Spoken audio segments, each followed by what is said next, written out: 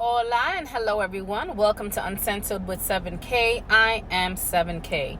Listen guys, let's get straight to the point because I know this is a very rare topic and I definitely think it's going to give you guys who have been broken up with a really huge come to Jesus moment. So I know that the journey of a breakup can be extremely traumatic and very painful, especially for the dumpy, because please don't get it twisted. Dumpers suffer just as much, just in a different way at a different time. So if you haven't seen the dumper to dumpy timeline video, please go see it on my channel. I think it's going to give you guys a lot of insight as a dumpy to how to gain your power and leverage back and turn the tables. But here's what's going on, guys, and stay to the end of this video.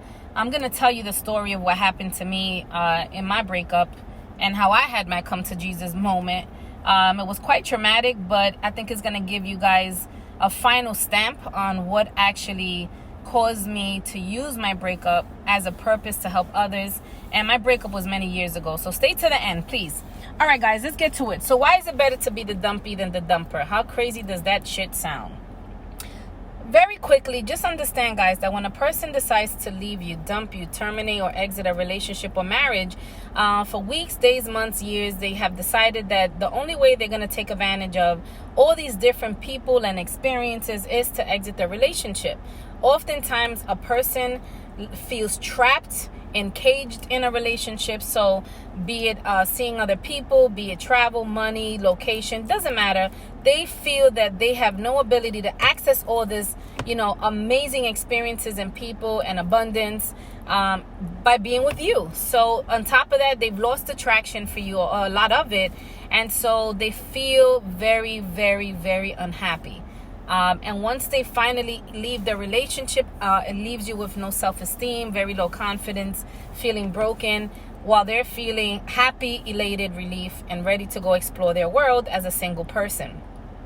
I want you to also understand, though, that as they go through the process of being single again, remember that unless this relationship was based on you being abusive, neglectful, or cheated, as long as this was a pretty good relationship where maybe there was just a lot of loss of personal interest and attraction, this person still very much loves you. They just don't feel that overall you're a good fit for their future and their future plans anymore. So when they're out single again, they're going to be very dramatic in their ways of being. And by that, I mean that if you are unfortunately stalking them on social media, which you should not be, if you are accidentally landing where they hang out at, which you should not be, meaning you're doing everything but being in no contact, right? So you're getting to see all the things that they're getting themselves into, and that could be dating new people, that could be hanging out with their friends, traveling, who knows. When you see this, it's going to look very glorified, grandiose. It's going to be dramatic because, for one, you're in a very low place.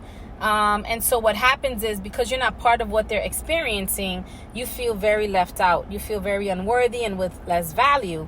Where subconsciously, a dumper, when they leave a relationship, they feel more attractive than the dumpy. They feel more valuable than the dumpy. They feel more powerful than the dumpy. They feel they're on a pedestal compared to the dumpy. It's almost like a celebrity versus the fan relationship. And so if you are struggling to give them the breakup and you're constantly calling, texting, crying, calling their friends and family, showing up on them, you're going to become what we call a nuisance. You're going to become even less attractive.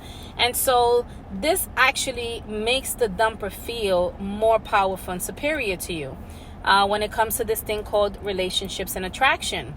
And so, but eventually, guys, even if they feel that way, eventually, this is where the difference kicks in and why it's better to be a dumpy. Eventually, the dumper settles into their life of being single. And all the friends that were accommodating their new life and hanging out constantly start to retreat. And a lot of them go into their own relationships, some of them marriage. Some of them just don't want to hang out all the damn time. Okay? And the dating pool in 2023 is pretty damn tough.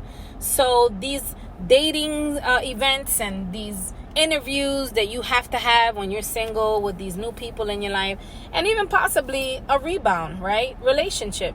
All of that is messy. It's disingenuous, it's uncomfortable. They're out of their routine. People are creatures of habit and routine. Their routine. So when they finally settle into this new life that they have, keep in mind that there's very little to no work that the dumper has done on themselves. That is the key component that makes it so different than the dumpee. Because a dumper already feels more powerful, more attractive, they don't really feel or see a need to do any work or self-improvement. Now, again, there's always exceptions to the rule. But most people leave a relationship already feeling the way that they think they need to be a great catch. And by thinking that they're a great catch, which I'm not saying they're not, and making it where they don't see you as the great catch for them, they already see themselves as a person who is great as is, right? And so when they finally settle into their life of Singleville, they start to become very unhappy and lonely. But they also don't do any work on themselves, right? They just continue life the way it always has been, outside of being with you, as they were when they left you in the relationship. Now, in comparison to the dumpy, you guys, have this very empty feeling. Self-esteem is gone. Confidence is gone. Your sense of worthiness and being wanted is gone. And one day, you have your come to Jesus moment, which is where the dumper and the dumpy will be a great vast difference, and why the dumpy is in a much better situation. Because when a dumpy comes into their come to Jesus moment, this is where the dumpy says, finally, fuck this. I am no longer chasing. I am not accepting breadcrumbs. I am an amazing person. And I know that now I have to deal with a lot of my own shit. So this person that's, looking back at you in the mirror is telling you a story as a dumpy. Hey, you need to go get coaching or therapy to deal with the things that you've experienced in your life that have consistently come out in your life and in your relationships. They start working on it. The reflection in the mirror tells you, do you need to work on yourself nutritionally? Is your weight unhealthy? Is your mental state unhealthy? And so the dumpies normally go about getting themselves into a great workout and nutritional program. The dumpy then starts to re-engage relationships with their friends and family, possibly making new friends, possibly even dating new people. A lot of dumpies transform themselves into a way better version than the person that was left behind by their dumper. So I, as a coach, have seen this transformation, including my own transformation, where the hairstyle is different, the body changes for the best, the health improves, the drinking is stopping, the use of substance abuse has stopped. People are getting out here and going back to school. They're getting better employment. They're starting businesses. They're relocating. They're traveling. And many dumpies even get to the point where they have so much incredible work and transformation that they have done as a result of the smack in the face of being dumped, that by the time the dumper comes back, because they will, the dumpy has gained so much leverage, so much power, has turned the tables so much, and is so different and way better than the person they were, that they no longer even see the value in reconciling a relationship with the dumper, because now the dumpy doesn't see the value, doesn't see the necessity in getting back with the dumper, because the dumper did not do any work on themselves. They're still the same old person that originally left them. And now when the dumper comes back, they're like, holy crap, you look amazing. I love your new hairdo. I love your new haircut. Oh my God, your body looks fantastic. Wow, you've traveled here and you've traveled there. Oh my goodness, I see that you're hanging out in these amazing places. Oh, look at your new hobby. Oh, that's incredible. You started a business and it's doing well. All the things that the dumper has not done. Again, guys, by the majority. I'm not saying that there aren't dumpers who haven't done some of these or all these things, but by comparison, it's not the same. The dumpy feeling so hurt that they've been left, they're the ones that immediately get to cracking on doing this. And it takes some people longer than others, but we do it.